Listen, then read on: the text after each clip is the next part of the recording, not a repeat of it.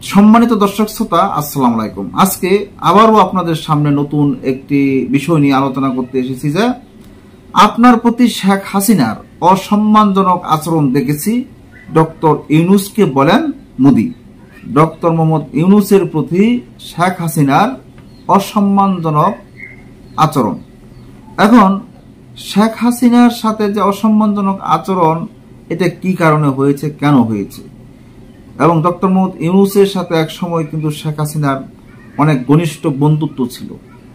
সেই বন্ধুত্বটা কেন, কিভাবে এবং কার কারণে নষ্ট হয়েছে? ডক্টর মোহাম্মদ ইউনূস মোদির কাছে শেখ হাসিনার প্রত্যর্পণ চেয়েছেন ঠিক, কিন্তু মোদি তো তাকে প্রত্যর্পণ করতে বলে নাই যে তাকে প্রত্যর্পণ করা হবে। ভারত এবং বাংলাদেশের মাঝে যে একটা সম্পর্ক, সেই সম্পর্ক শুধু দুই দেশের মাঝে সম্পর্ক থাকবে, কিন্তু কোনো একজন ব্যক্তিকে উদ্দেশ্য করে এই সম্পর্ক থাকবে না, এমনটাই বলেছে ডক্টর মোহাম্মদ ইউনূস।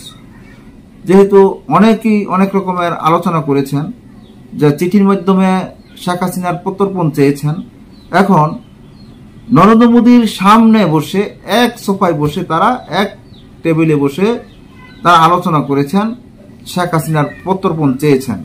এমন একজন নেতৃত্বেরই প্রয়োজন বাংলাদেশে, যাদের সব দেশের সাথে সম্পর্ক ভালো থাকবে, সবার সাথে বন্ধুত্বপূর্ণ সম্পর্ক থাকাই ভালো। এখন ডক্টর মোহাম্মদ ইউনূস ভারত বাংলাদেশের দুই দেশের একটা বন্ধুত্বপূর্ণ সম্পর্ক করতে চায় এবং শেখ হাসিনার প্রত্যর্পণ চায়।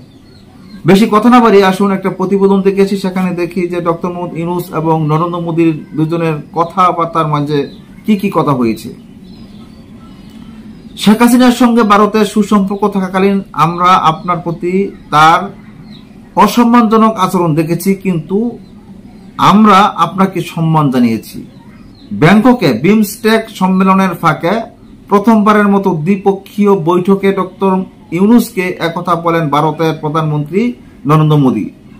ব্যাংককে ইউনূস মোদীর বৈঠকের বিষয় নিয়ে আজ শনিবার ফেসবুকে দেওয়া এক পোস্টে একথা জানিয়েছেন প্রধান উপদেষ্টা প্রেস সচিব শফিকুল আলম।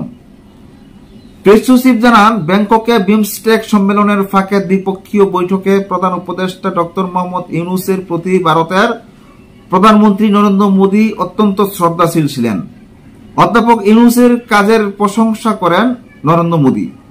বৈঠকে তিনি যা বলেছিলেন তার মধ্যে একটি ছিল, ভারতের সঙ্গে সুসম্পর্ক থাকাকালীন শেখ হাসিনার আপনার প্রতি অসম্মানজনক আচরণ করতে দেখেছি আমরা, কিন্তু আমরা আপনাকে সম্মান জানিয়েছি।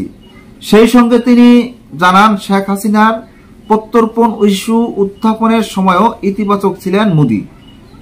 তাই তিনি বিশ্বাস করেন হাসিনার বিচার দেখতে পাবেন এই বাংলার মাটিতেই। শফিকুল আলম ফেসবুকে লেখেন, শেখ হাসিনার প্রত্যর্পণের বিষয়টি অধ্যাপক ইউনূস উত্থাপন করলে তখন ভারতের প্রধানমন্ত্রী প্রতিক্রিয়া নেতিবাচক ছিল না।